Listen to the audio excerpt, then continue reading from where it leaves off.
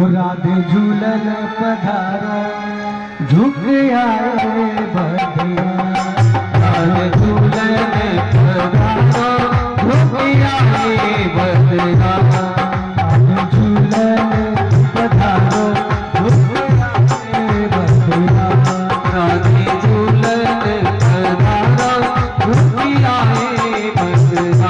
झुक आए बधिया। झुक आए बधिया। झुक आए बधिया। झुक आए बधिया। जय हो पधारो झुक आए बधिया। राधे झूलन पधारो झुक आए बधिया।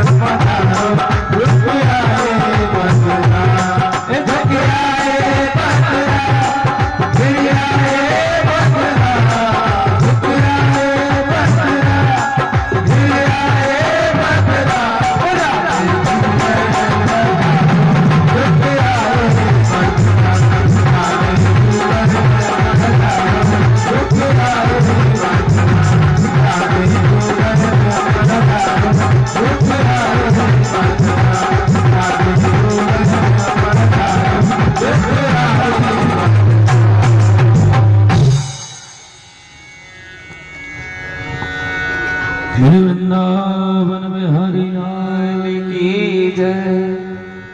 श्री भागवत भगवान की जय। गुरुर् ब्रह्मा गुरुर्विष्णु गुरुर्देवो महेश्वरः। गुरुर्साक्षात् परब्रह्म तस्मै श्री गुरुवे नमः।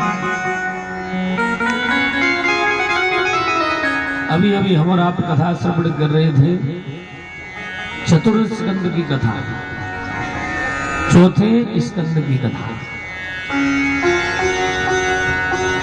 आइए पंचम स्कंद में हम और आप प्रवेश करते हैं और कथा का आनंद लेते हैं।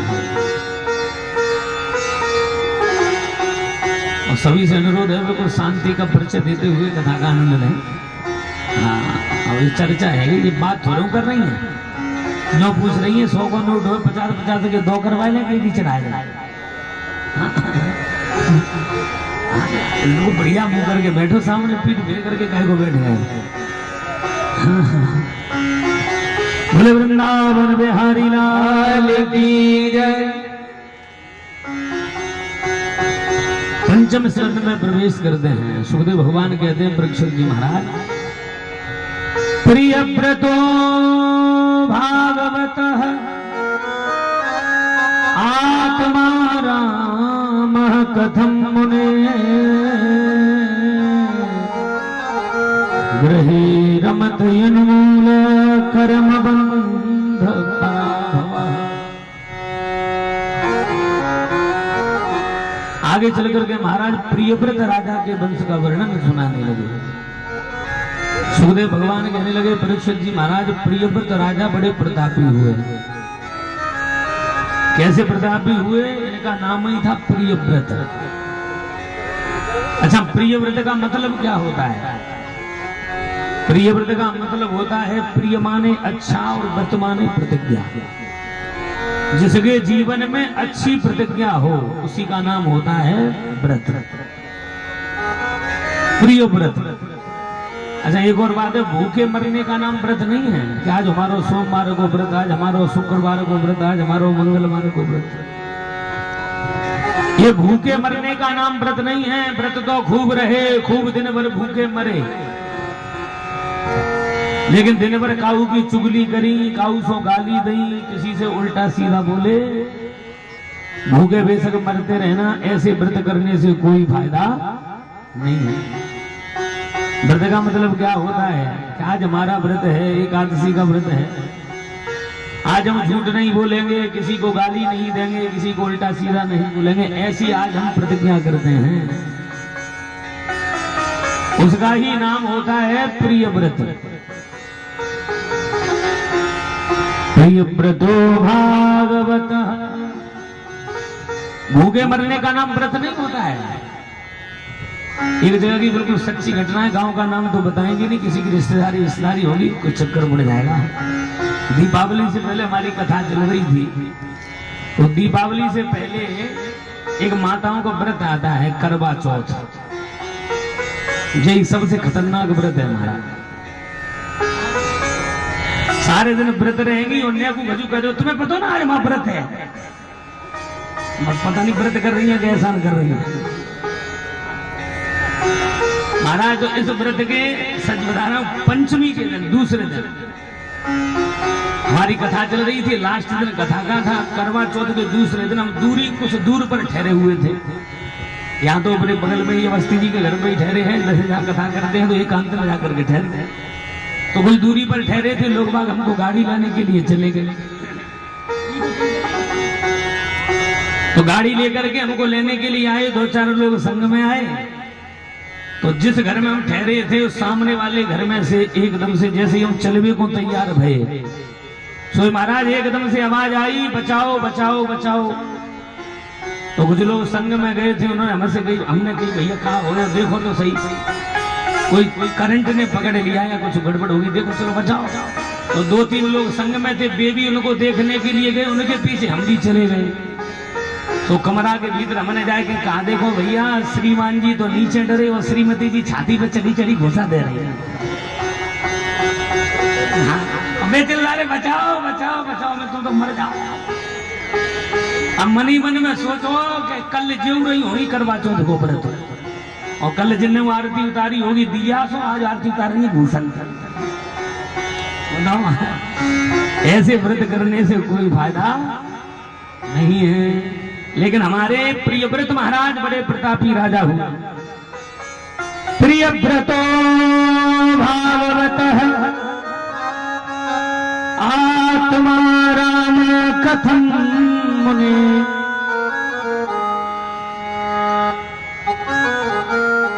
ग्रहे रमत यन्मूल कर्म बंध पराभव।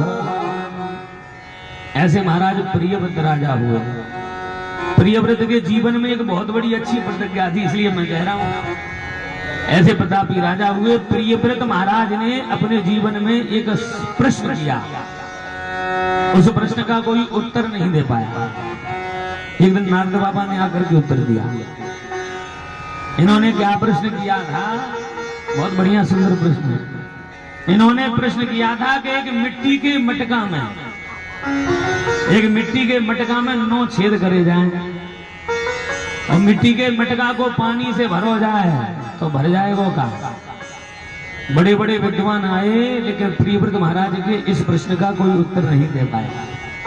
एक दिन बाबा नारद आ गए, तो नारद बाबा से इन्होंने पूछ दिया, बाबा एक मिट्टी के मटका में 9 छिद्र करे जाएं और मिट्टी के मटका को पानी से भरो जाए तो भर जाएगा क्या? नारद बाबा ने उत्तर दे दिया, बोले मिट्टी के मटका में 9 छेद नहीं, छेद करे जाए 18, छेद करे जाए 27, फिर भी वो पानी से भर जाएगा।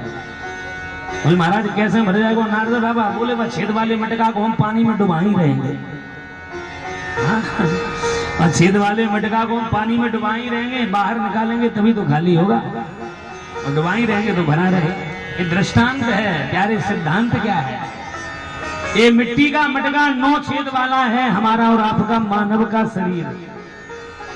हमारा और आपका मानव का शरीर है। जब तक हम इस मिट्टी के मटका को कथा रूपी सरोवर में, सत्संग रूपी तालाब में डुबा करके रखेंगे, तब तक तो भगवान की भक्ति से भरा रहेगा, और जैसे बाहर निकालो सोई खाली हो जाएगा।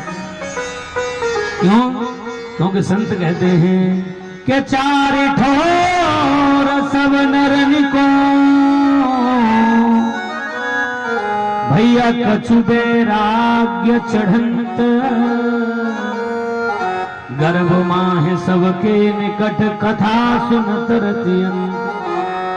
4 जगह सबको वैराग्य चढ़ता है। हाँ, 4 जगह सबको ज्ञान होता है। कहाँ कहाँ? गर्भ में। जब माँ के गर्भ में रहते हैं, तमाम दुखों को भोगते हैं, तो भगवान से यही निवेदन करते हैं, बोले हे भगवान अब की बार कैसों या नरकों निकाल दे, अब तो हम तेरो ही भजन करेंगे। लेकिन कोई करता है क्या? भूमि परत भा ढाबर पानी और जिम जी में माया, लपटानी माया के चक्कर में पड़ जाता है प्यारे, भजन नहीं करता है। लेकिन तो गर्भ माह सबके निकट। और एक जगह और वैराग्य चढ़ता है। कहाँ? मरघट में। मरघट वैराग्य जिसको बोलते हैं। कोई आदमी मर जाए, बूढ़ा बड़ा आदमी कोई मर जाए, और भैया जाकर के संस्कार करने के लिए जाओ, उसका संस्कार करने के लिए जाओ, तो जितने आदमी मरघट में गए होंगे वे सबरे एक ही बात कहेंगे। क्या कहेंगे? भैया के ना कछु लेके आए और ना कछु लेके जाएंगे। हाथ बांध के आए और हाथ पसारे जाएंगे। लेकिन कब तक कहेंगे? बाकी आधी लाश जल पावेगी, आधी डेड बॉडी जल पावेगी, सोई कान लगेंगे महाराज जब मरना ही हो तो आज काय को मरो। बोले क्या? संडे को काय नहीं मरो, हम तो अपनी ड्यूटी छोड़ के आए हैं। कोई कहेगा हम अपनी दुकान छोड़ करके आए हैं। ये मरघट वैराग्य है। गर्भ माह सबके निकट कथा सुनत रतियन। एक महाराज भगवान की कथा में जब तक बैठे रहते हैं तब वैराग्य चढ़ता है। कथा में जब तक 5 घंटा तक बैठे रहेंगे तब एक ही बात कहेंगे, भैया कछु ना धरो, केवल भगवान की कथा ही सत्य है, भगवान को नाम ही सत्य है। लेकिन ये कब तक सोचेंगे? मात्र 6 बजे तक। और 6 बजे के बाद जैसे सुई आगे बोलने के बड़ी सोई कान लगेंगे, पंडित जी कथा ही ना बंद कर रहे हो। हमारी तो महाराज तब तक दूध या को भैंस वालों पानी नहीं मिला थे दूध में, हमें तो दूध ले भी जाना है। एक विषय भोग के बाद में महाराज 4 जगह सबको वैराग्य चढ़ता है। 4 ठोर सब नरन को कछु वैराग्य चढ़ंत, गर्भ माह सबके निकट कथा सुनत रते अंत। ऐसे प्रियव्रत महाराज हुए भागवत में। सूर्य भगवान कहते हैं परीक्षित जी महाराज, इन्हीं प्रियव्रत महाराज के वंश में हुए आगनीन्द्र, इन्हीं के वंश में महाराज हुए। आगे चल करके बड़े बड़े प्रतापी राजा हुए। पंचम स्कंद में इन्हीं के वंश में हुए एक राजा जिसका नाम हुआ महाराज ऋषभदेव। ऋषभदेव जी महाराज भी बड़े ज्ञानी हुए। पहले तो बढ़िया राज्य किया, बुढ़ापा आ गया तो जंगल में जाकर के महाराज भगवान का भजन किया। ऐसे ऋषभदेव जी महाराज जिन्होंने वैराग्य पूर्ण जीवन को जिया, इन्होंने ऋषभदेव जी महाराज ने ये सिद्ध करके बता दिया कि भैया जीवन जो है ये नश्वर है, केवल भगवान का भजन ही सत्य है। बोले वृंदावन बिहारी लाल की जय। हरे गोविंद बोलो हरि गोपाल बोलो, गोविंद बोलो हरि गोपाल बोलो, गोविंद बोलो हरि गोपाल बोलो, गोविंद बोलो हरि गोपाल बोलो, गोविंद बोलो हरि गोपाल बोलो, गोविंद बोलो हरि गोपाल बोलो, गोविंद बोलो हरि गोपाल बोलो, गोविंद बोलो हरि गोपाल बोलो, राधा रमण हरि गोविंद बोलो, राधा रमण हरि गोविंद बोलो,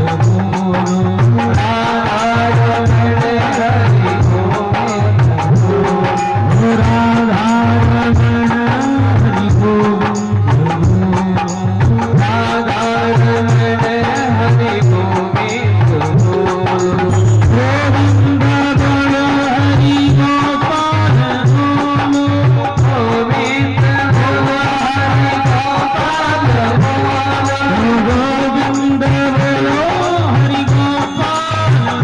बोलो, गोविंद बोलो हरि गोपाल बोलो, गोविंद बोलो हरि गोपाल बोलो,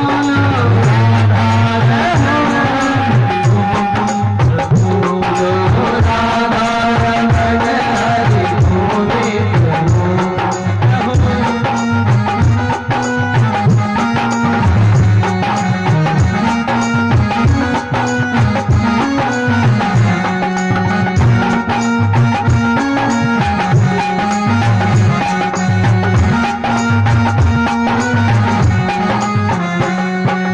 गोविंद बोलो हरि गोपाल बोलो, गोविंद बोलो हरि गोपाल बोलो, गोविंद बोलो हरि गोपाल बोलो, गोविंद बोलो हरि गोपाल बोलो, राधा रमण हरि गोविंद बोलो, राधा रमण हरि गोविंद बोलो, राधा रमण हरि गोविंद बोलो, राधा रमण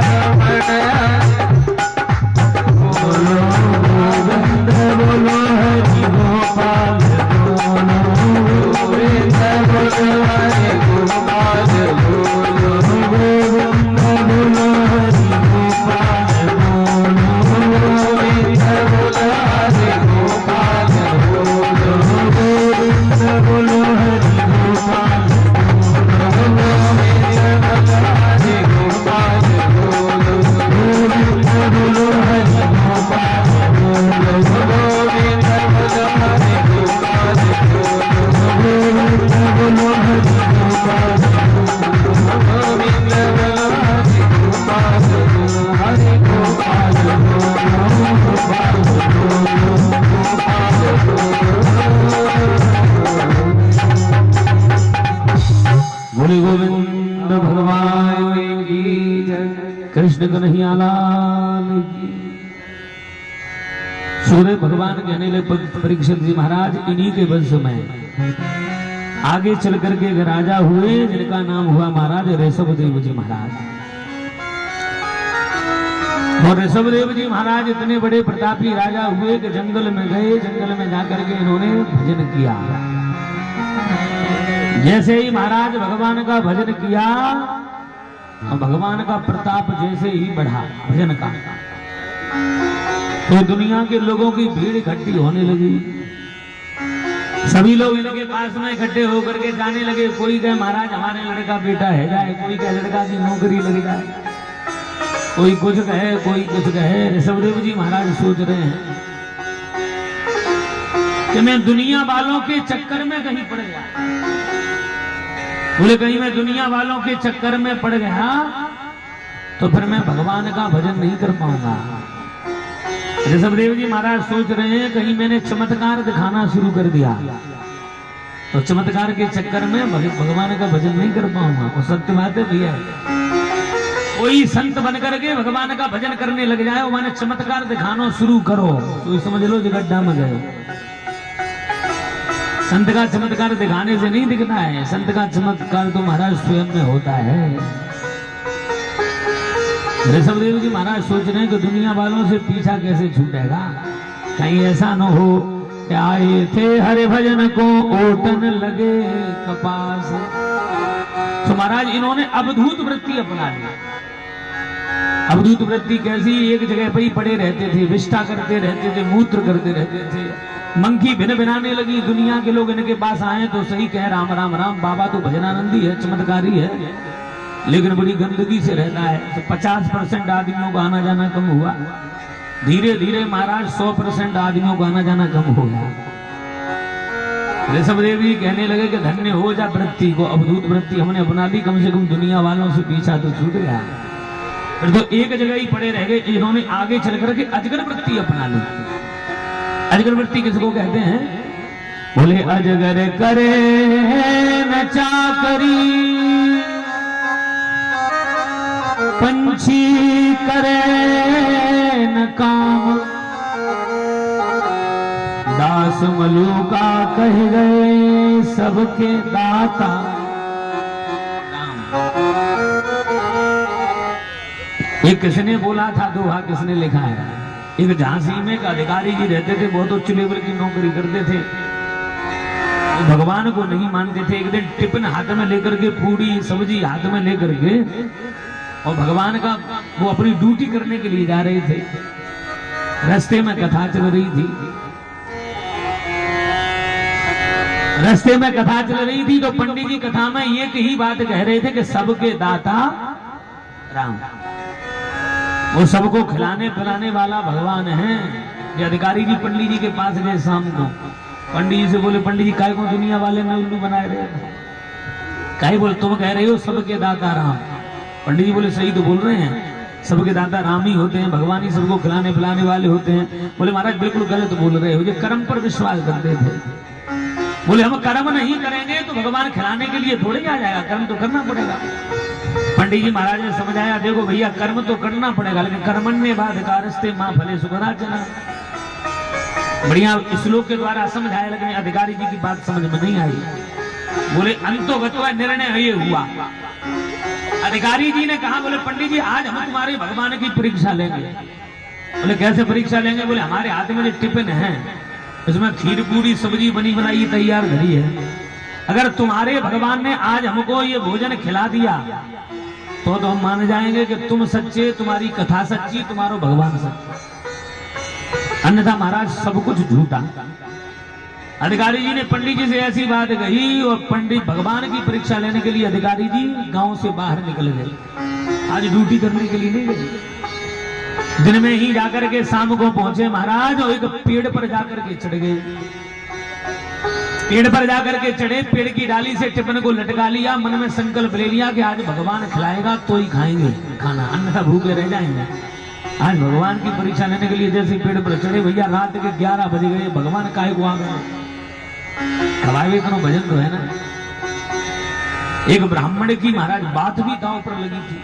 11 बजे अधिकारी जी सोच रहे हैं 1 घंटा और देखेंगे, सोई कहेंगे पंडित जी तुम्हारा भगवान झूठ हो, तुम्हारी कथा झूठी, भगवान को नाम दो।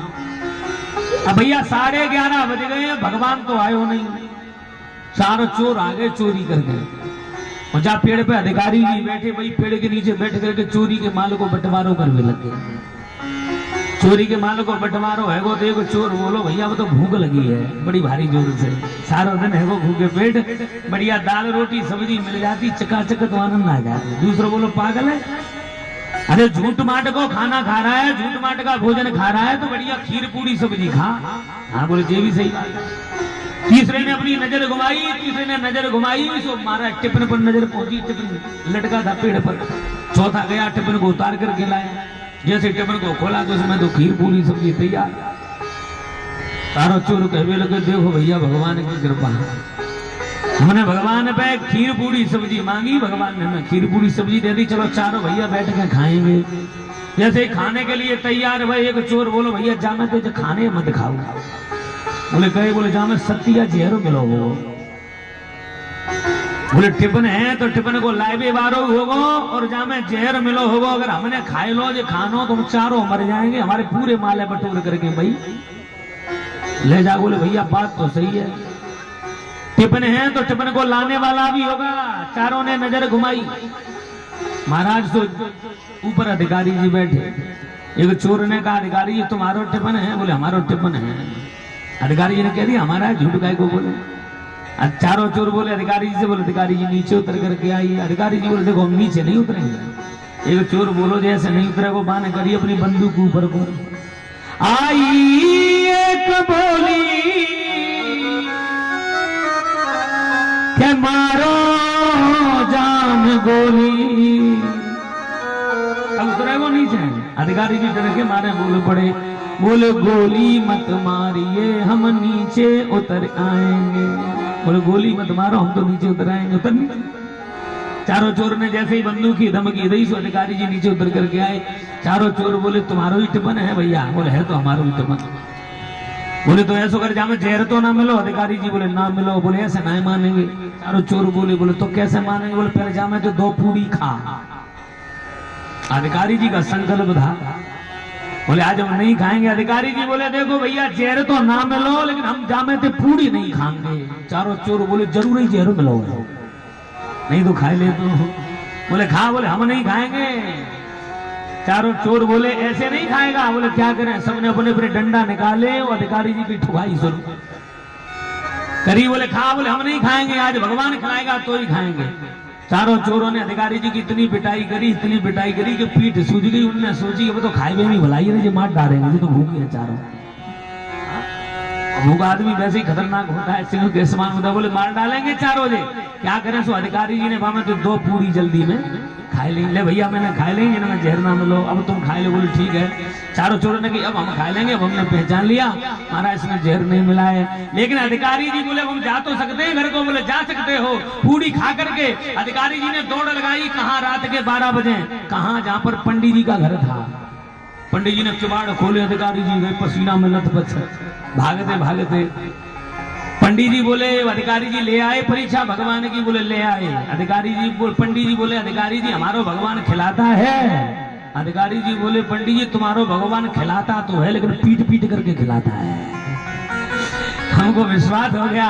बोले तुम्हारा भगवान खिलाता तो है लेकिन पीट पीट करके खिलाता है। उसी समय नौकरी छोड़ दी, कलम छोड़ दी, वृंदावन में गए और महात्मा बन गए। नाम हुआ मलूकदास और दोहा लिख दिया, अजगर करे न चाकरी भैया पंछी करे न काम, दास मलूका कह गए सबके दाता।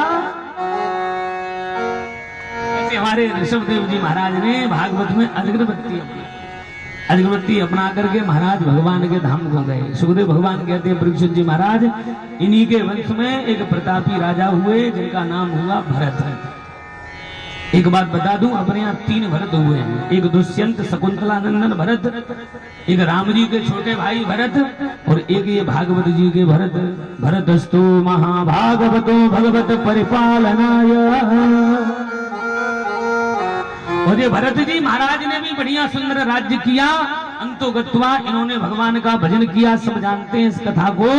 एक हिरणी के बच्चे के चक्कर में पड़ करके इनको हिरणी के बच्चे में मोह हुआ। अगले जन्म में जाकर के जो हिरण के बच्चे से, हिरण की गर्भ से जन्म लिया, हिरण के बच्चे ही बने। लेकिन हिरण तो बन गए, लेकिन आपको बता दें इनको एक बात इनके संग में बढ़िया घट गई घटना। क्या? हिरण तो बन गए, इनको अपने अगले जन्म की याद बनी रही। क्योंकि भगत बीज पलटत नहीं, चाहे जुग जाहे अनंत, ऊंच नीच घर उपजे पर रहे संत का संत। इनको अगले जन्म की याद बनी रही। एक दिन जंगल में अगरी लग गई।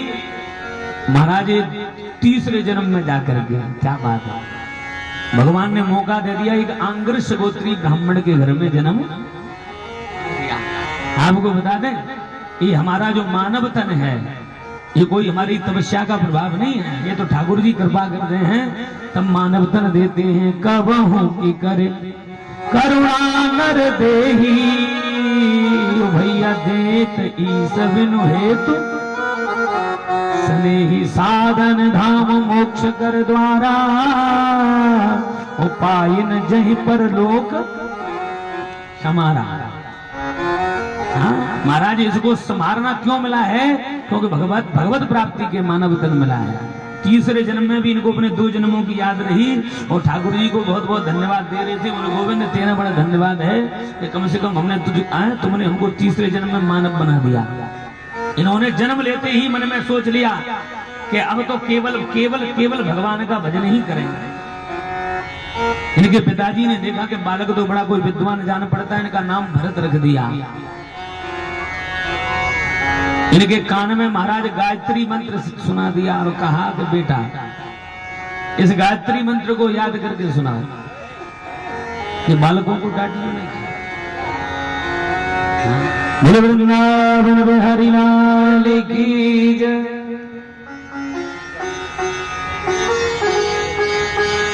इनके पिताजी ने इनको गायत्री मंत्र याद करने के लिए कहा। भैया इनको याद करने की जरूरत नहीं थी, इनको तो पूर्व जन्म में सब कुछ पूर्व जन्म का याद था।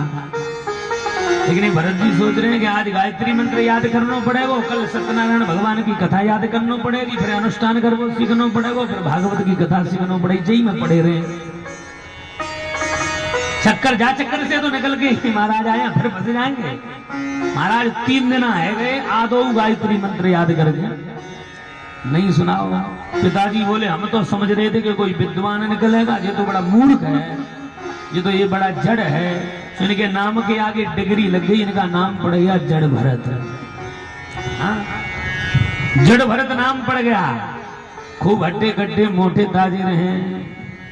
क्यों? क्योंकि तुलसी बिरवा बाग में सींचत हूँ मुरझाए, राम भरोसे जो रहे वो तो पर्वत पे। भगवान का भजन करते थे, बड़े मस्त रहते थे, ना किसी से बोलना ना किसी से चलना। हट्टे कट्टे मोटे ताजे। इनकी भैया थे, इनकी भाभियां थी। भाभी बोली सुनो, पिताजी बोल कहा है जाकी हमारी ऐसे नहीं बनेगी, जा पे कभी काम करवाओ। सब जानते हैं काम करने के लिए भेजा, खेत पर खाई डालने के लिए। भरत जी सोच रहे हैं आज कहूँ सही खाई डाल दी तो कल दूसरे खेत की डालना पड़ेगी। तो ऐसी खेत पे जाकर के मैंने डाली कि एक तरफ तो कुआं कर दो, एक तरफ पहाड़ कर दो। भैया बोले पिताजी आने खेत को सत्यानाश कर दियो। कहा करें और कुछ दिन व्यतीत हुए तो इनको पक्षियों की रखवाली करने के लिए, महाराज पक्षियों को भगाने के लिए, फसल की रखवाली करने के लिए और महाराज भेजा। तो ये तो संत थे, दूर दूर से गैया इकट्ठी करके ले आवे, अपने खेत में छोड़ दे। और महाराज पेड़ की डाली पर, खेत की मेड़ पर बैठ करके बढ़िया झांझ बजाते हुए कीर्तन करें और एक ही बात गाएं, राम जी की चिड़िया राम जी को खेत, ओ खाओ चिड़िया भर भर। बोले हमारा कुछ नहीं है, सब भगवान का ही है। फसल काटने का टाइम आया, इनके भैया गए चलो फसल को काट लिया महाराज। तो खेत पे जैसे ही गए तो महाराज फसल में तो डूल डूल खड़े, फसल में तो डूल डूल खड़े। एकदम से इनके भैया बोले पिताजी, बोले काजी तो ज्यादा गड़बड़ है गई। बोले काहे? बोले जाने सबरी फसल को सत्यानाश कर दियो। आए बोले अब हमारी जाति ऐसे नहीं बनेगी। बोले तो कैसे बनेगी? बोले जाको न्यारे करो, अलग करो। जड़ भरत जी महाराज को अलग कर दिया, न्यारे कर दिया। हम तो और ज्यादा स्वतंत्र हो गए, परम स्वतंत्र न सिर पर कोई। महाराज स्वतंत्र हो गए, एक जगह ही खड़े रहते थे, भगवान के भजन में मस्त रहते थे, ना किसी से बोलते न चालते, मस्त रहते थे। अच्छा एक और बात है, जो भगवान का भजन ज्यादा करता है, भगवान का भजन करने लग जाता है तो दुनिया वाले, घर वाले, परिवार वाले आदमी को सब पागल समझने लगते हैं। वाह, हमारे मुकेश मास्टर साहब ताली बजा रहे, बिल्कुल सही कह रहे हो महाराज। हम 3 बजे से सीताराम सीताराम चल रहा है, तो सब लोग घर बात गाते पागल है गए। सही बात है महाराज। जो भी ज्यादा भगवान का भजन करता है उसको दुनिया वाले लोग पागल कहते हैं। बोले देखो कैसे पागल है गए हो। एक बाबा जी सीताराम सीताराम चिल्ला रहे कुंभ में, मस्ती में झूमते भये जा रहे, मस्ती में झूमते भये जा रहे। कि सज्जन बोले देखो बाबा कैसो पागल है गो। तो बाबा ने एक बहुत बढ़िया सुंदर बात कही। बाबा ने कहा सुनो भैया, बोले इन बिगड़े हुए दिमागों में, इन बिगड़े हुए दिमागों में भरे खुशियों के लक्ष्य हैं। हमको तो पागल ही रहने दो, हम तो पागल ही अच्छे। हाँ, क्योंकि कोई पागल है धन दौलत का। क्या बात है, संत कहते हैं कोई पागल है धन दौलत का, तो कोई पागल बेटा नारी का। और सच्चा पागल वो है जो पागल है माँ के बिहारी का। बोले वृंदावन बिहारी लाल की जय। अरे हम पागल हैं पागल, काहे के पागल? अरे हम पागल हैं पागल वृंदावन धाम के। हम पागल हैं पागल वृंदावन धाम के। पागल हैं पागल वृंदावन धाम के। पागल हैं पागल वृंदावन धाम के। वृंदावन धाम के श्री राधा नाम के। वृंदावन धाम के श्री राधा नाम के। वृंदावन धाम के श्री राधा नाम के। वृंदावन धाम के श्री राधा नाम के। हम पागल हैं पागल वृंदावन धाम के। पागल हैं पागल वृंदावन धाम के।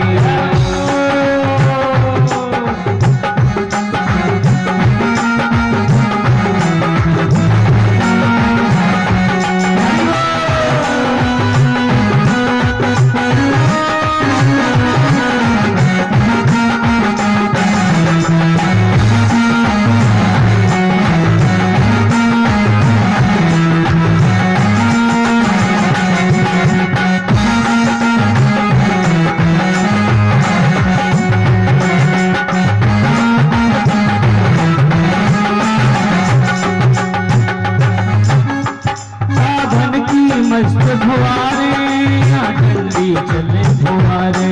सावन की मस्त बहारे चले फुहारे। सावन की मस्त बहारे ठंडी चले फुहारे। सावन की मस्त बहारे ठंडी चले फुहारे। सावन की मस्त बहारे ठंडी चले फुहारे। सावन की मस्त बहारे चले तुम्हारे। दिल की तुझ में खो गया, दिल मस्ती तुझ में खो गया। वृंदावन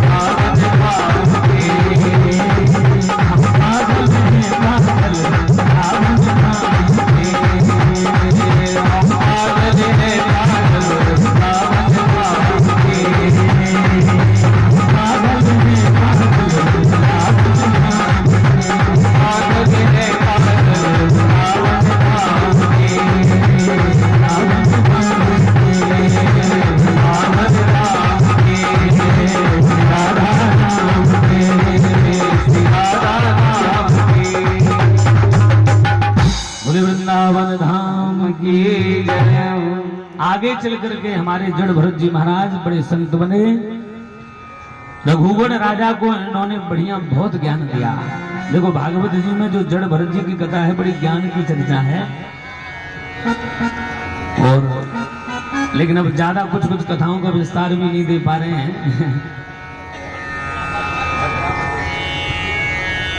क्योंकि आज बड़ी कथा का 5वां दिन है। वो तो 9 दिन की कथा है तासों, नहीं तो आज तो गोवर्धन की पूजा करवानी पड़ती।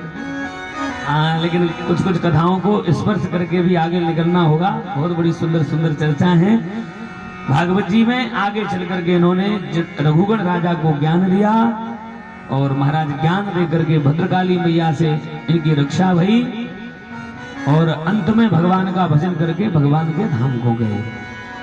5वें स्कंद में भागवत में गंगा जी का महत्व बताया, तुलसी मैया का महत्व बताया। बोले गंगा जी का महत्व क्या है? बोले गंगा गंगा यो ब्रूयात सहस्र योजन सतैरपि। बोले 100 योजन की दूरी पर जो गंगा गंगा कह करके हर हर गंगे कह करके स्नान कर लेता है वो कभी नरक में नहीं जाता है। हाँ, गंग सकल मुद मंगल मूलाव हर सब सुख करन हरन भव सूरा। तुलसी का महत्व बताया है। हाँ, पद्म पुराण में तुलसी का बहुत बड़ा महत्व है। बोले जिसके गले में तुलसी जो धारण करे रहते हैं, कंठ में तुलसी पहनते हैं, एक कन्फर्म बात है, चाहे वो एक दिन के लिए बैकुंठ में जाए वो बैकुंठ में जरूर जाते हैं। ये तुलसी का महत्व हमारे यहाँ, तुलसी का महत्व हमारे यहाँ, गंगा जल का महत्व। इसलिए प्रत्येक व्यक्ति को भैया तुलसी धारण करना चाहिए, गंगा जल पान करना चाहिए, गंगा स्नान करना चाहिए। बड़ी सुंदर सुंदर कथाएं 5वें स्कंद में भूगोल खगोल का वर्णन। बोले 7 लोग ऊपर होते हैं, कौन कौन से? भू भुवा स्व मह जन तप और सत्य। बोले 7 लोग नीचे होते हैं, कौन कौन से? अतल वितल सुतल तलातल सातल महातल और पाताल। परीक्षित जी महाराज ने कह दिया, बोले महाराज इतनी कथा सुनने के बाद में नरकानां किम भगवान देशा विशेषो। बोले महाराज हमने सुना है कि पृथ्वी पर नरक होते हैं। ये नरक कहाँ होते हैं, कितने प्रकार के होते हैं, कृपा करके वर्णन करके सुनाए। तो सुखदेव भगवान कहने लगे इसी पृथ्वी पर दक्षिण दिशा में भागवत के अनुसार 28 प्रकार के नरक होते हैं। कौन कौन से? तामिश्रो अंधतामिश्र रोरवो महारोरव। तामिश्र अन्य तामिश्र रोरव महामरोरव कुंभीपाक अस्पत्र वन लाला भक्ष पैपान सुकर मुख। इस प्रकार के 28 प्रकारों का नरकों का वर्णन एक ही सांस में किया। परीक्षित जी महाराज बोले महाराज नरकों में कौन जाता है? तो बताया कि जो जैसा पाप करता है वो वैसे ही नरक में। अच्छा महाराज वहां जाकर के क्या होता है? बोले वहां जाकर के जीवात्मा को गरम गरम खंबे से चिपकाया जाता है, कुंड भरे हुए हैं खून के, गंदगी के उसमें डाल दिया जाता है, तमाम कष्टों की प्राप्ति होती है। परीक्षित जी घबरा गए नरकों का वर्णन सुन करके, पसीना निकल आया महाराज। तो फिर तो पाप कुछ बन न जाए। अच्छा एक हमारे और आपके मन में प्रश्न जरूर होगा, कुछ लोग करेंगे, क्या करेंगे? बोले महाराज हमारा तो शरीर मर करके यहीं जल जाता है, राख बन जाता है, फिर शरीर यहीं जल जाता है, मर जाता है, तो फिर नरकों की यातना कौन भोगता है? तो आपको बता दें एक होता है हमारा ये शरीर कारण शरीर, एक होता है सूक्ष्म शरीर जो नरकों की यातना भोगता है। बोले महाराज सूक्ष्म शरीर कैसे होता है? बोले सूक्ष्म शरीर ऐसे होता है, आपको समझ में आ जाएगा। कभी कभी हम चारपाई पर लेटे रहते हैं और गहरी नींद में जब सोते हैं तो सपना देखते हैं, सपने में हमारी कोई पिटाई कर रहा है, हम तमाम प्रयास करते हैं लेकिन उससे बचा नहीं सकते हैं, भागते हैं तो भग नहीं पाते हैं हमारा, कभी कभी कुआं में गिर जाते हैं, निकल नहीं पाते हैं। ऐसे ऐसे विचित्र विचित्र कई लोगों को सपने आते हैं। तो तुलसीदास बाबा कह रहे हैं, बोले जो सपने सिर काटे कोई भैया बिन जागे न दूर दुख। तमाम कष्ट होते हैं लेकिन तब तक कष्ट होते हैं जब तक हमारी आंखें नहीं खुलती। आंखें खुलती हैं तो बड़बड़ा करके खड़े हो जाते हैं, पसीना निकले, भगवान सपना देख रहे थे, तब पता लगता हम सपना देख रहे थे। वैसे ही भैया ये संसार जगत चल रहा है, हमारा सपना चल रहा है। जब हम हकीकत में पहुंचते हैं तो जैसा जो कर्म किया है उस कर्म के अनुसार यातना भोगते हैं। मोह निशा जग सोवन हारा, वो देख है स्वप्न अनेक प्रकार। अर्थे विद्यमाने भी संस्कृतिर्न निवर्तते, ध्यायतो विषयानस्या स्वप्ने नर्था गमो यथा। वैसे ही संसार का नियम है। जब नरकों की भयानक यात्रा सुनी, कथा सुनी, परीक्षित जी घबरा गए। सुखदेव भगवान से परीक्षित जी बोले महाराज, बोले क्या है, नरक के न जाने का कोई उपाय है तुम्हारे शास्त्र में? कितना बढ़िया प्रश्न पूछा। बोले महाराज ऐसा कोई उपाय बताओ कि जीवात्मा को नरक में नहीं जाना पड़े। हमारे और आपके जीवन के मतलब का प्रश्न। बोले महाराज कोई उपाय है? सुखदेव भगवान बोले है उपाय। बोले क्या उपाय? बोले जो भगवान का नाम लेगा, बारक नाम जपत जग जेऊ, भूत तरण तारण नरते। जो भगवान का नाम लेगा वो कभी नरक में नहीं जाएगा, उसके सारे पाप छूट जाते हैं।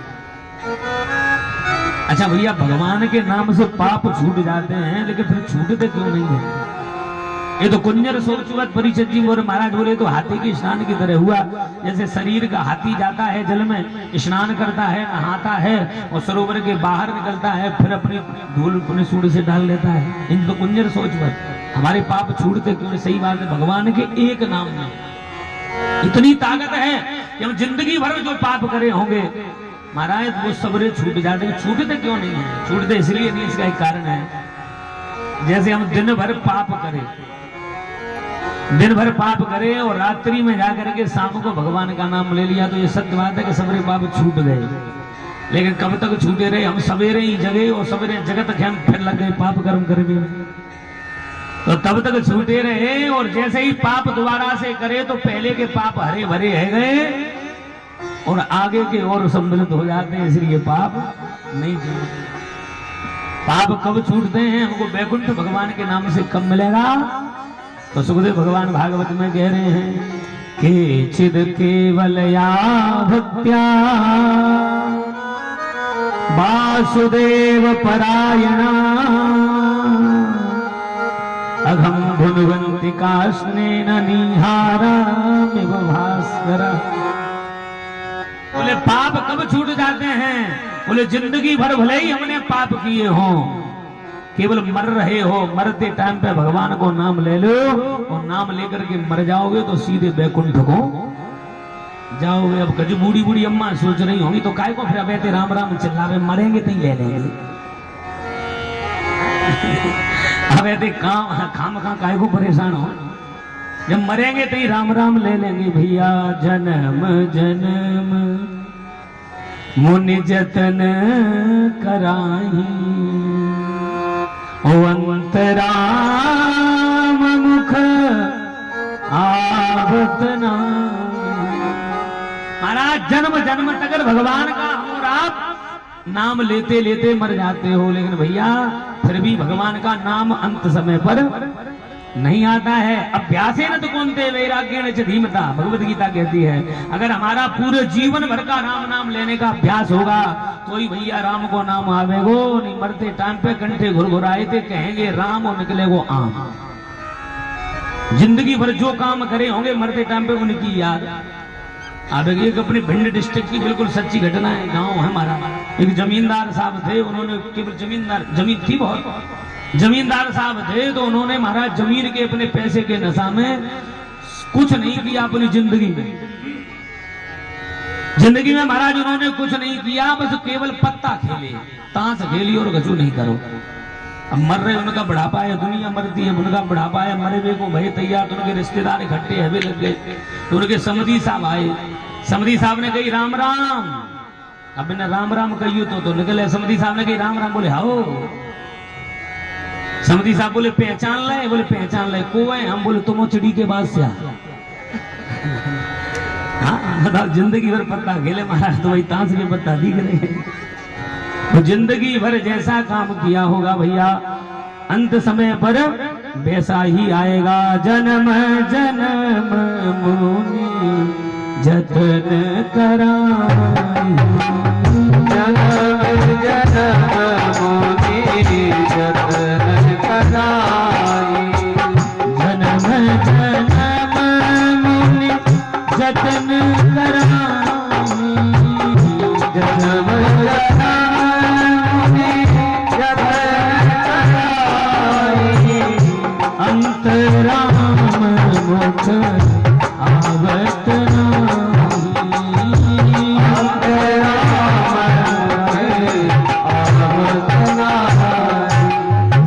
भैया। जन्म जन्म का अभ्यास होगा तो ही भगवान का नाम आएगा, अन्यथा भगवान का नाम नहीं आ सकता है।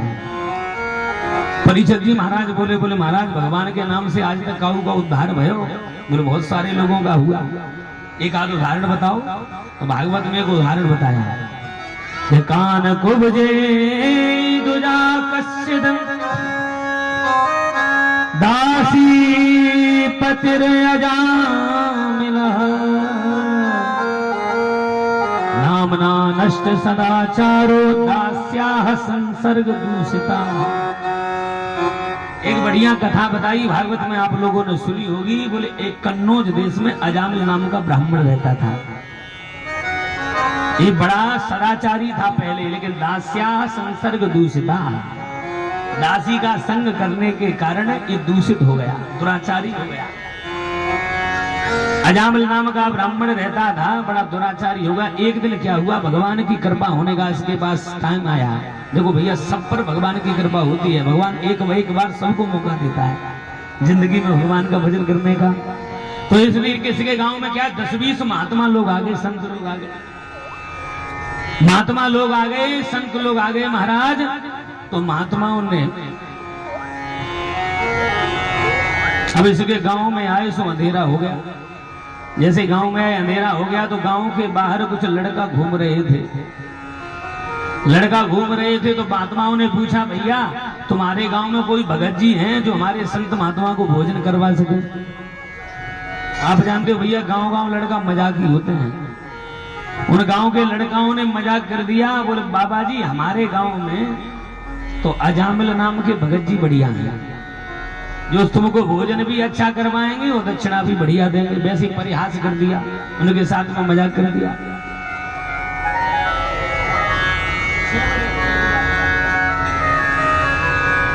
महाराज बेचारे सीधे साधे महात्मा, गांव के लड़काओं ने मजाक कर दिया। महात्मा लोग पहुंच गए अजामिल के दरवाजे पर।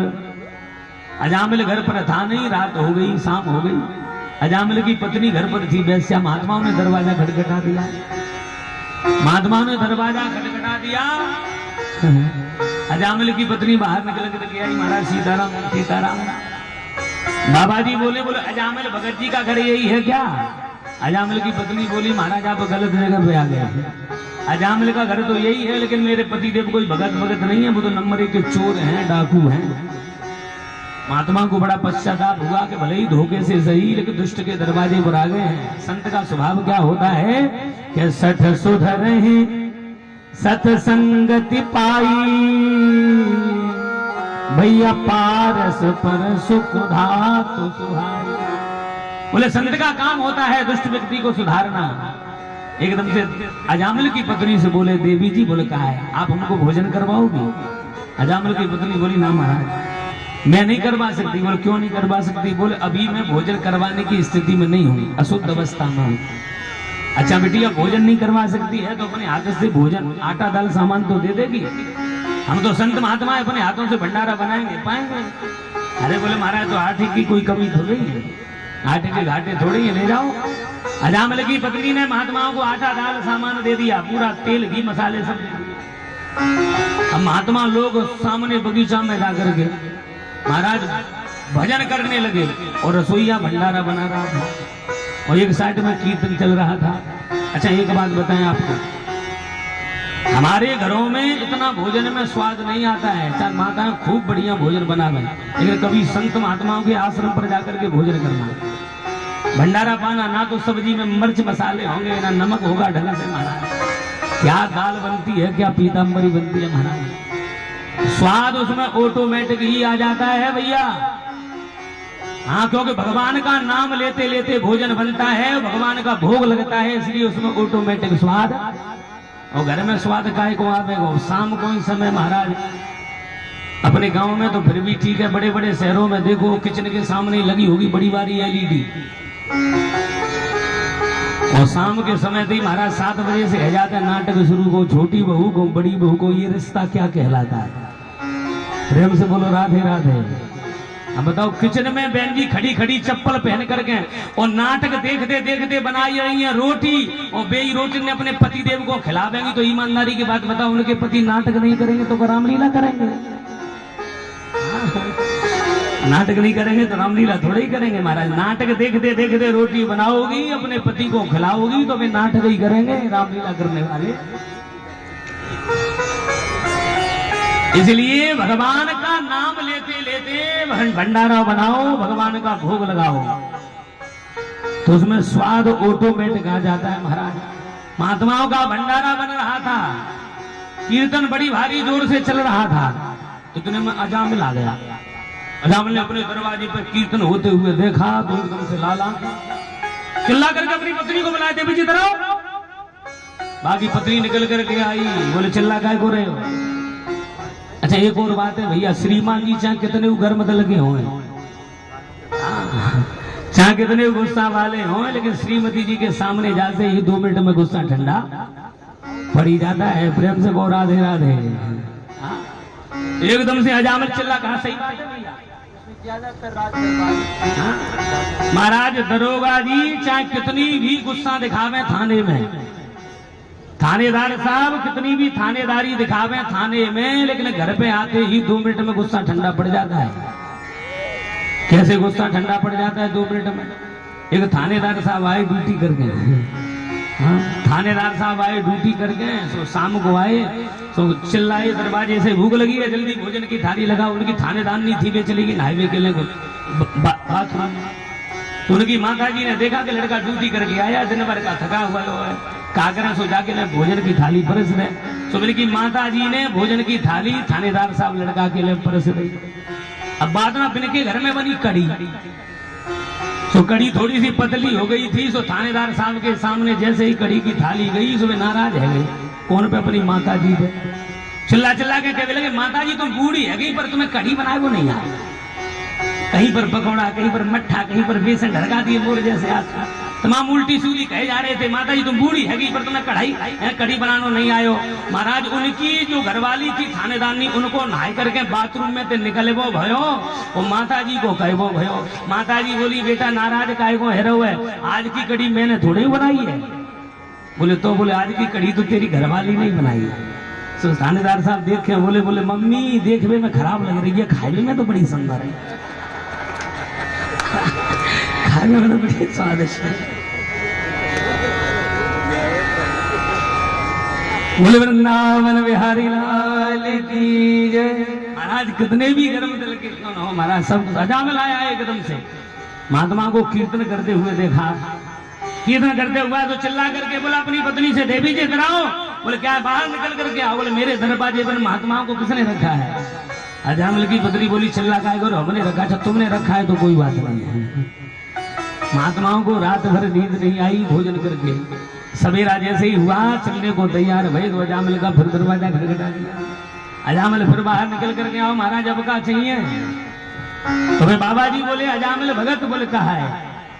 बोले संत महात्माओं को एक नियम है कि संतों को ब्राह्मणों को जब भोजन करवाया जाता है तो भोजन के बाद में दक्षिणा दी जाती है, बिना दक्षिणा के भोजन अधूरा माना जाता है। तो अजामिल हमको दक्षिणा तो दो, हमने तुम्हारे घर में रात को भंडारो बनाओ पाओ।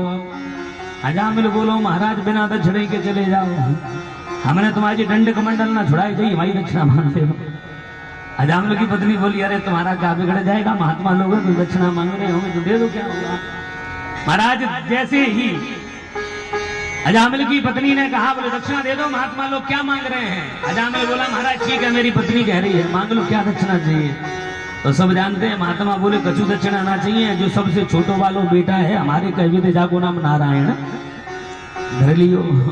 महात्मा तो कह करके चले गए भैया, और छोटे छोरा को नाम माने नारायण धर लिया। आप जानते हैं जो सबसे छोटा बालक घर में होता है उसमें माता पिता का प्यार कछु ज्यादा रहता है, सही बात है। हाँ, वैसे हमारे यहाँ तो ये कहते हैं छोटा होता है माँ का प्यारा और बड़ा होता है पिता का प्यारा, और महाराज बीच वाले बोले जी होते राम के प्यारे। सही कह रहा हूं मैं, जितने बाबा बने घूम रहे हो बिल्ले तुम पूछियो अधिकांश हम बीच वाले ही होंगे, पूछ कर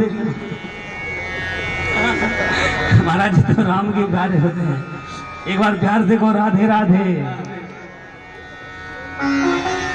अब तो अजामिल का इतना प्यार बढ़ गया भैया, उस पर इतना प्यार बढ़ गया, बेटा नारायण पर कहीं जाए तो चल बेटा नारायण, कहीं से आए तो आजा बेटा नारायण। तुलसी जिनके मुख निसो भैया धो क्यों निकसत राम, और तिनके पग की पगथरी मेरे तन को। अब तो कहीं से भी आए तो चल बेटा नारायण, कहीं से भी आ जाए तो आजा बेटा नारायण। नारायण पर प्रेम अधिक हो गया, नारायण थोड़ा बड़ा हो गया, इसका बुढ़ापा आया, मरने को तैयार हुआ, यमलोक से यमराज के दूत लेने के लिए आए, इसको यम फांस में बांध करके ले जाने लगे। इसकी थोड़ी थोड़ी आंखें खुली तो इसने क्या देखा कि दूरे क्रीडन का सक्तम, दूरे क्रीडन का सक्तम पुत्रम नारायणाल भयम, प्लावितेन शरणोच्चैराजुहाव कुलेन्द्रिया।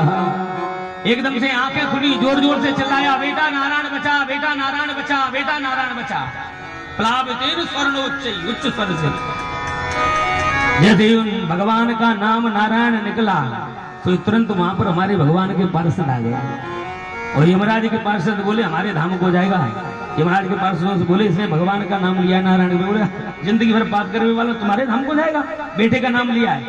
दोनों में झगड़ा हुआ, बेटे हमारे धाम को जाएगा, बेटे हमारे धाम को जाएगा। इतना झगड़ा हुआ कि अजामिल की आंखें खुल गई, दोनों दूत अपने अपने धाम को भग गए।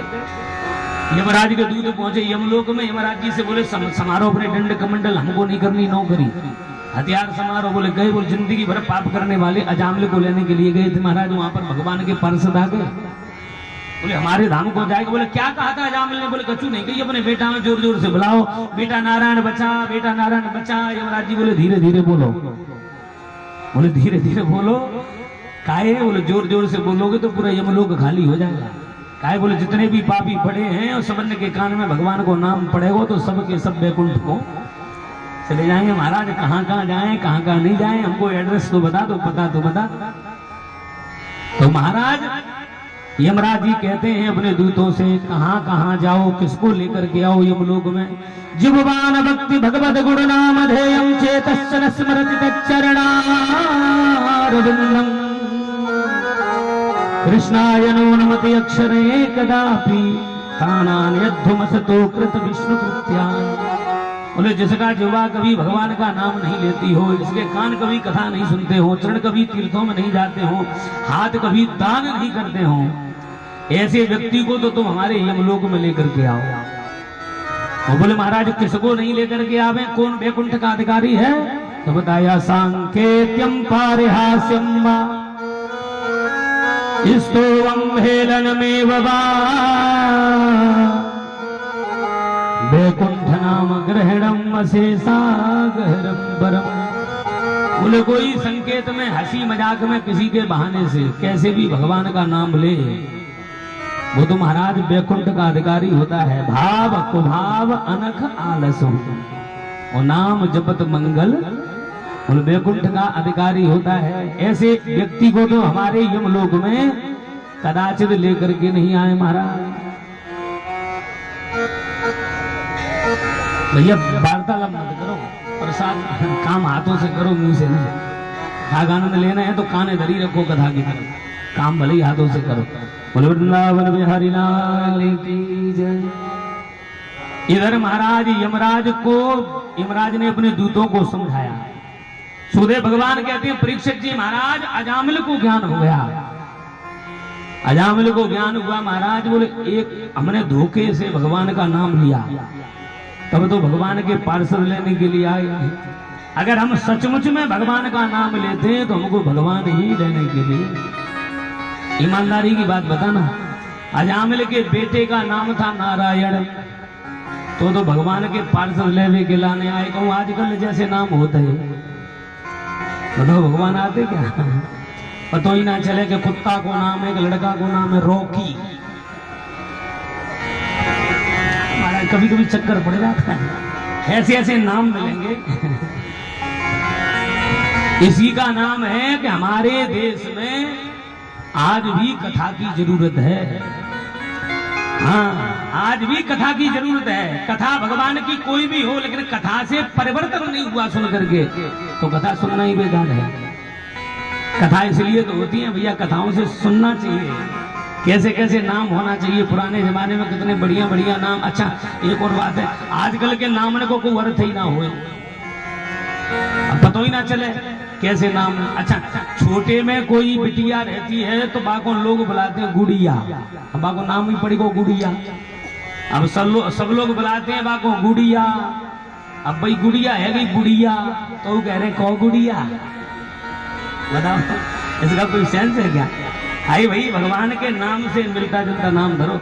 एक बार हमारी हरिद्वार कुंभ में कथा चल रही तो एक सज्जन हमारे पास आए, बढ़िया सुंदर बात है। वो सत्संग करने लगे, बैठने लगे, बैठे तो हमसे कहने लगे, बोले पंडित जी बहुत अच्छी कथा करते हो। ऐसी चर्चा होने लगी, होते होते हमसे बोले पंडित जी रामायण में तमाम शब्द आए हैं, रामायण में मुसलमान शब्द भी आया है क्या? अरे भैया हमारी समझ से तो नहीं आए, भाषाएं तो अनेक हैं।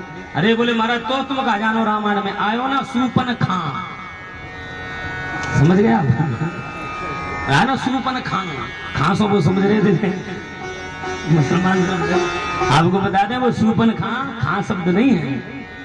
तो सूपन खां का मतलब क्या होता है? सूपन खां कौन होती है?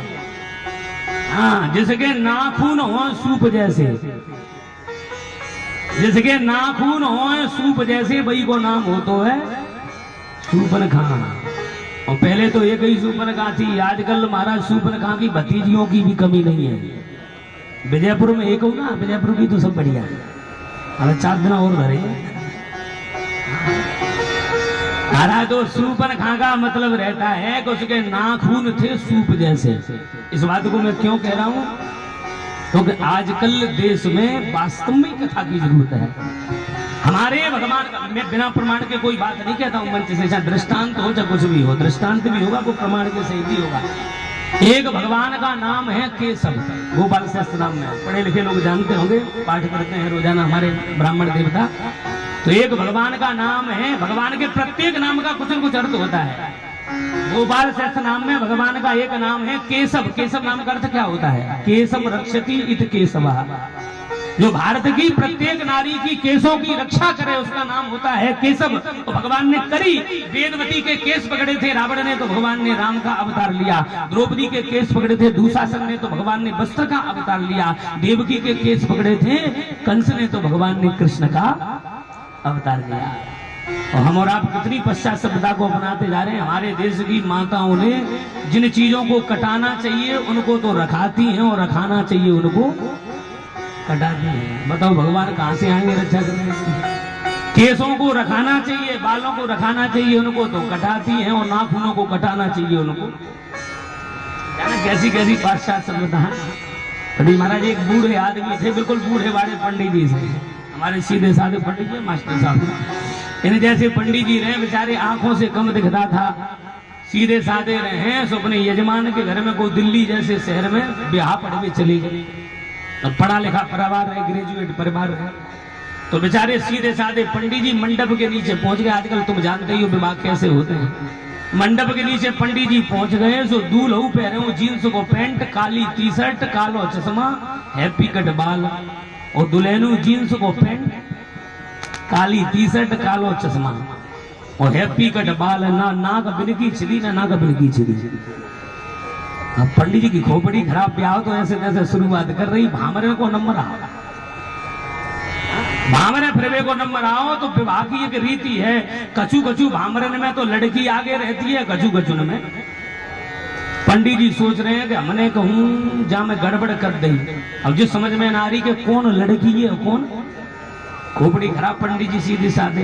पंडित जी सोच रहे हैं नेगू गड़बड़ कर दे। अच्छा एक और बात है, विवाह पढ़वे चाहे कितने होशियार पंडित जी चले जाएं, तो दोनों के बड़े कुलच्छल होते हैं महाराज, बड़ी कुवतें होती हैं। एक तो पंडित जी की, एक भी गणेश जी आटे के बना के धंधे जा रहे कल आवे बुड्ढी मुंडी गणेश जी की।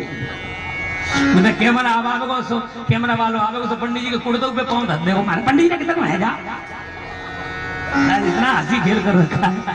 तो वहां के दोनों के बड़े फैयदे होते हैं। अब पंडित जी चक्कर में पड़ गए कि भामरे को नंबर आयो, अब जा में लड़की कौन है लड़का कौन है। अगर हमने आगे पीछे कर दे सब लोग हंसी करेंगे। पंडित जी ने मन में विचार करो कि नाम पूछ लो, कि नाम से पता चलो जाएगा। तो पंडित जी ने सबसे पहले लड़की से पूछी, बिटिया तुम्हारा क्या नाम है? बोले पिंकी। फिर वह लड़का से पूछी, बेटा तुम्हारा क्या नाम है? लड़का बोलो रिंकी। आजकल ऐसे नाम होते हैं। लड़की ने कही हमारा नाम है पिंकी, लड़का बोलो रिंकी। अब पंडित जी की और खोपड़ी खराब कि पिंकी बिटिया के रिंकी बिटिया। कहा करे कि भाई साहब खड़े हाफ पेंट पहने, कहा कहते हैं वासु केपरी,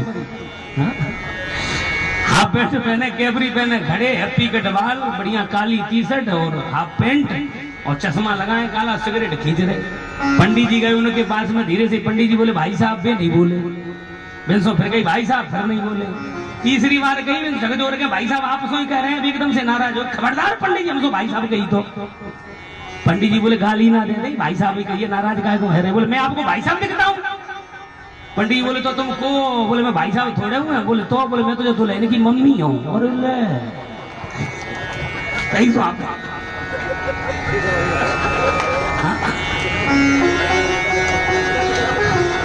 बोले वृंदावन बिहारी लाल की जय, बांके बिहारी लाल की जय। महाराज बताओ, ऐसी ऐसी बात सात श्रद्धा को हम अपने आते जाएंगे और अपने बेटाओं का भगवान के नाम से मिलता जुलता नाम नहीं रखेंगे तो उद्धार होने वाला नहीं है। बोले भक्त वत्सल भगवान की जय। श्री राम नाम से अजामिल जैसे पापी का उद्धार हो गया। रघुनंदन राघव राम हरे, सिया राम हरे, राजा राम हरे। रघुनंदन राघव राम हरे, सिया राम हरे, राजा राम हरे। रघुनंदन राघव राम हरे, सिया राम हरे, राजा राम हरे।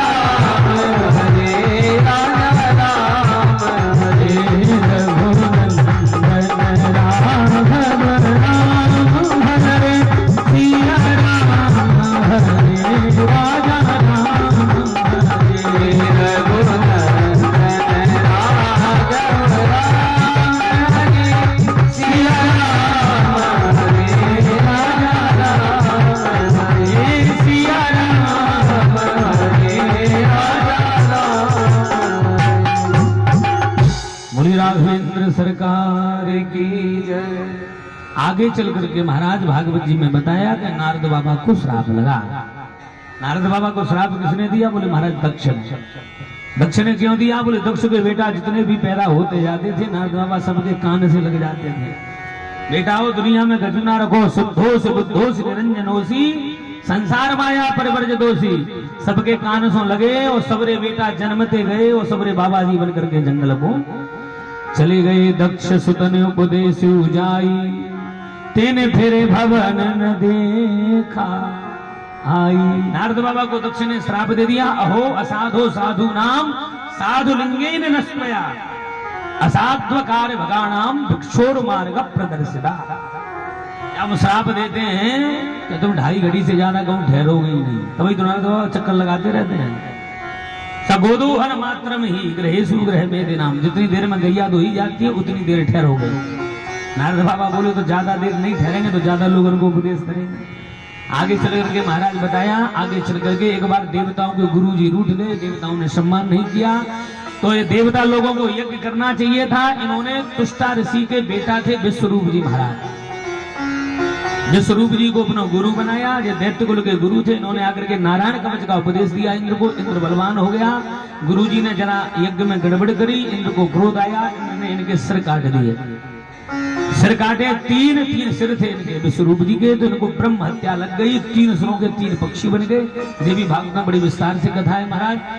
तो महाराज इनको ब्रह्म हत्या लग गई, ब्रह्म हत्या घबराई। महाराज क्या करें, इंद्र घबराया तो ब्रह्म हत्या का 4 जगह बंटवारा किया गया। एक हिस्सा दिया पृथ्वी को, तो ऊसर होती है, ब्रह्म हत्या का परिणाम है। एक हिस्सा दिया जल को, जल में जो काई उठती है फैन उतर रहा है, ब्रह्म हत्या का परिणाम है। एक हिस्सा दिया महाराज वृक्षों को, वृक्षों में जो गोंद निकलता है, पानी सा निकलता है, ब्रह्म हत्या का परिणाम है। एक हिस्सा दिया माताओं को, स्त्रियों को जो रजस्वलाएं होती हैं, ब्रह्म हत्या का ही परिणाम है। 4 जगह महाराज बंटवारा किया तो विश्वरूप जी मर गए। तुष्टा ऋषि ने मन में विचार किया कि इन्होंने हमारे बेटे को मार दिया, मैं ऐसा बेटा पैदा करूंगा जो इंद्र को मारने वाला होगा। लेकिन संस्कृत में एक अक्षर एक बिंदी भी चूक जाते हैं तो अर्थ का अनर्थ हो जाता है। इन्होंने तपस्या करी, इंद्र शत्रु विवर्धस्वा, बोले इंद्र को मारने वाला बालक पैदा हो, लेकिन एक विसर्ग चूक गए। उसका अर्थ हो गया कि इंद्र के द्वारा मरने वाला बालक पैदा हो। इनके घर में बालक हुआ वृत्तासुर। वृत्तासुर बहुत बड़ा बलवान था। इंद्र का बल इनके बल के आगे कमजोर पड़ने लगा। तो महाराज एक दिन भगवान के पास गया इंद्र, तो इंद्र से भगवान बोले तुम ऐसा करो, दधीच ऋषि की हड्डी लेकर के आओ। बोले महाराज हड्डी भी कोई मांगने से देगा क्या? बोले संत हैं, दूसरे को सुखी रखने के लिए अपने शरीर को भी दे देते हैं। बोले हड्डियों से जो आयुध बनेंगे, हड्डियों से जो आयुध बनेंगे उनसे ही तुम वृत्तासुर का वध कर सकते हो। इंद्र गया, दधीच ऋषि के पास पहुंचा। महाराज हड्डी मांग के लग के लाया। दधीच ऋषि ने गैया की जीभ से चटपा करके अपने शरीर का परित्याग कर दिया। हड्डी लेकर के आया, उसके तमाम आयुध बने। एक तो सारंग पाणी बना, एक पिनाक बना, एक वज्र बना जो इंद्र को प्राप्त हुआ। वज्र को पाकर के इंद्र बलवान हो गया, वृत्तासुर से युद्ध करने के लिए गया। लेकिन वृत्तासुर भगवान का बड़ा अनन्य भक्त था। वृत्तासुर युद्ध के मैदान में भगवान के सामने भगवान के लिए रोया। तो आपको बता दूं, हमारे ठाकुर जी अपने भक्त का सब कुछ सहन कर जाते हैं, लेकिन रोना सहन नहीं कर सकते। कैसे रोया? भागवत में बड़ी सुंदर तरीके से रोया। बोले भगवान मैं आपके लिए कैसे रोता रहूं। अजात पक्षाइव मातरं खरा स्तन्यं यथा वत्सतराक्षदार्था प्रियं प्रियैवाभिसुतुं विसण्डा मनोरविन्दाक्षद दृक्ष्यते त्वाम्। बड़ी सुंदर कथा है, टाइम नहीं है, नहीं बहुत विस्तार से सुनाने का मन था वृत्तासुर की कथा को। वृत्तासुर रोते रोते भगवान से कह रहा है, बोले प्रभु हम आपके लिए कैसे रोते रहे। बोले अजात पक्षा, जैसे चिड़िया ने एक अपने बच्चे को जन्म दिया, बिना पंख वाला है। चिड़िया माँ उसकी जंगल में चली गई दाना चुनने के लिए, शाम लेट हो गई। जैसे चिड़िया की माँ नहीं आई दाना लेकर के, बोले भगवान जैसे चिड़िया का बेटा सदा त्रसारता भूख से त्रसित होकर के अपनी माँ के लिए रोता है, वैसे ही हम आपके लिए रोते हैं। भगवान खुश नहीं भये, क्यों खुश नहीं भये? बोले इसमें कामना भरी हुई है। चिड़िया माँ आवेगी, अपने बेटे को दाना खिलावेगी, बेटा का पेट भर जाएगा तो अपनी माँ की याद। एक बात बता दूं, भगवान कभी प्रेम गुण से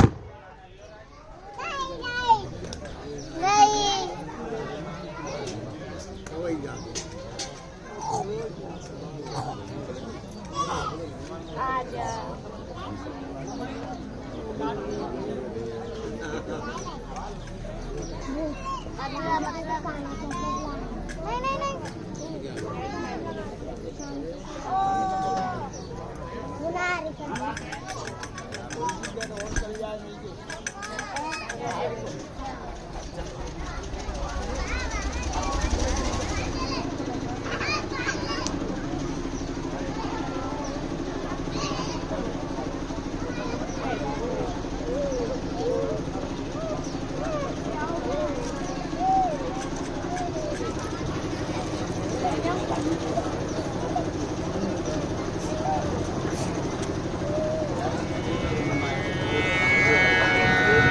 बोले वृंदावन बिहारी लाल की जय। हमारे भगवान वृत्तासुर पर खुश नहीं हुए क्योंकि इसमें कामना भरी हुई है।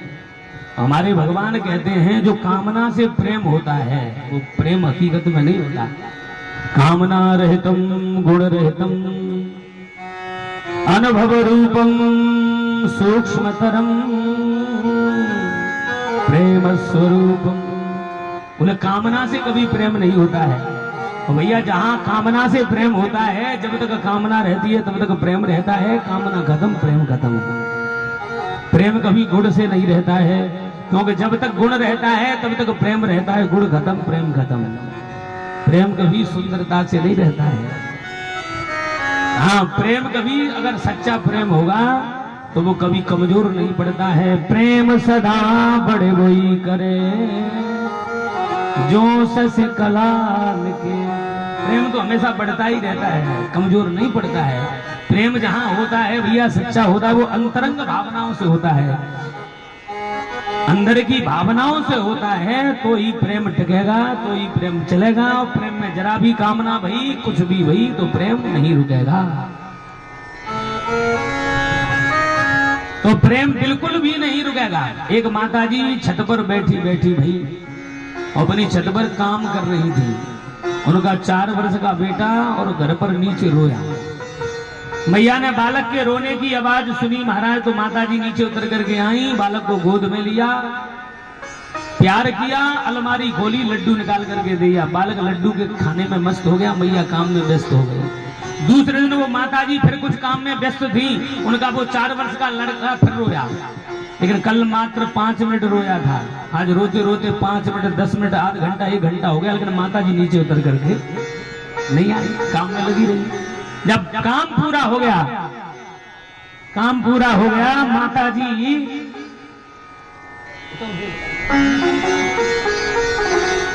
जब माता जी काम पूरा हो गया, माता जी नीचे उतर करके आई, बालक को गोद में लिया। तो छोटा सा बालक पूछ रहा है माता जी से जो बात मैं कहना चाहता हूं। बालक कह रहा था, माता जी कल वाली तुम मेरी वही माँ हो, मैं तुम्हारा वही बालक हूँ। कल मैं मात्र 5 मिनट रोया था तो आपने मुझको नीचे उतर करके गोद में लिया, प्यार किया, लड्डू दिया। लेकिन माता जी आज मुझको रोते रोते 1 घंटा हो गया, ना आप नीचे उतरी, ना मुझको गोद में लिया, ना प्यार किया, ना लड्डू दिया।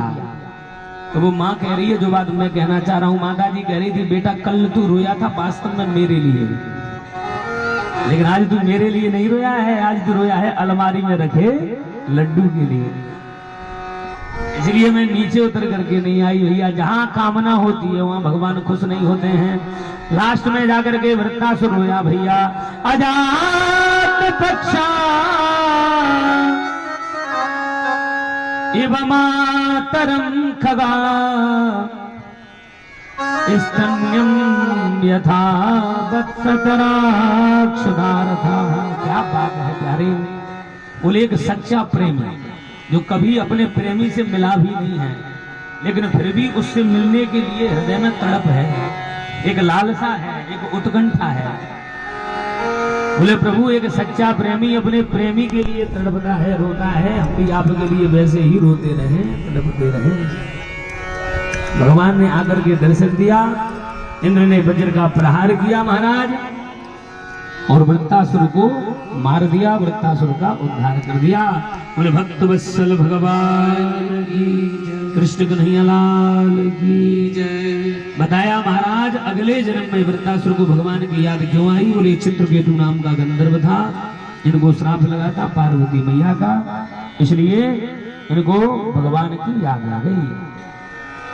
7वें स्कंद में प्रवेश किया। सुखदेव भगवान से परीक्षित जी पूछने लगे, बोले महाराज हमने सुना है कि भगवान तो समदर्शी होते हैं, लेकिन भगवान विषमता का व्यवहार कैसे कर रहे हैं?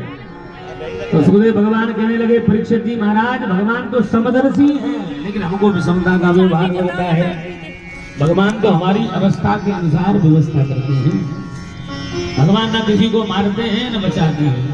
परीक्षित जी ने पूछ दिया, बोले महाराज आपने कहा था कि हिरण्यकश्यप को हिरण्याक्ष दो भाई थे, तो हिरण्याक्ष को तो भगवान ने 12 का अवतार लेकर के मार दिया, हिरण्यकश्यप का क्या हुआ?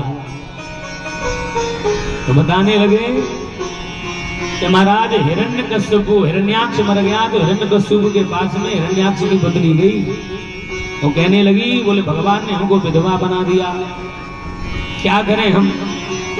भगवान ने हमको विधवा बना दिया। तो उसने अपनी भाई की पत्नी को तो समझाया, लेकिन खुद के मन में भगवान से प्रतिशोध लेने की भावना जागृत हुई। बोले भगवान नारायण से हम कैसे बदला लेंगे भैया? तो भगवान नारायण से बदला लेने के लिए इसने, इसकी पत्नी थी कयाधु, सब जानते हैं भैया, इसने अपनी पत्नी कयाधु से कहा कि मैं ब्रह्मा जी का आराधन करने के लिए जा रहा हूं। तो इसने ब्रह्मा जी का कई वर्षों तक आराधन किया। ब्रह्मा जी खुश हो गए। ब्रह्मा जी खुश हो गए तो महाराज ब्रह्मा जी ने कहा वरदान मांग ले। तो जो हिरण्यकश्यप वरदान मांगने लगा, बोले ब्रह्मा जी हमारी तपस्या से खुश हो? बोले खुश हैं। तो ब्रह्मा जी बोला भगवान, बोले ब्रह्मा जी से बोला हिरण्यकश्यप, बोले भगवान हमको एक वरदान दे दो। बोले कहा? बोले हमको अमर बना दो। तो ब्रह्मा जी बोले भले आदमी अमर तो हम भी नहीं, हम तुझको अमर कैसे बना दें? और कुछ वरदान मांग ले। तो भैया सब जानते हैं हिरण्यकश्यप में वरदान मांगा ब्रह्मा जी से। बोले ब्रह्मा जी वरदान दे दो, ना हम नीचे मरे, ना ऊपर मरे, ना भीतर मरे, ना बाहर मरे, ना अस्त्र से मरे, ना शस्त्र से मरे, ना नर से मरे, ना पशु से मरे, ना दिन में मरे, ना रात में मरे। महाराज ब्रह्मा जी तथास्तु कहते चले गए। हिरण्य ब्रह्मा जी को कहा, बोले एक वरदान दे दो।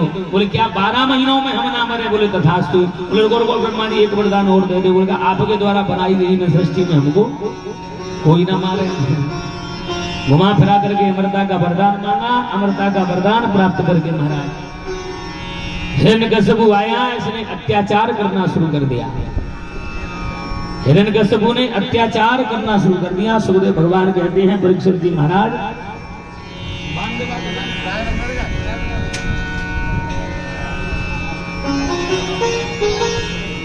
महाराज इसने अत्याचार करना शुरू कर दिया। बोले भक्त वत्सल भगवान की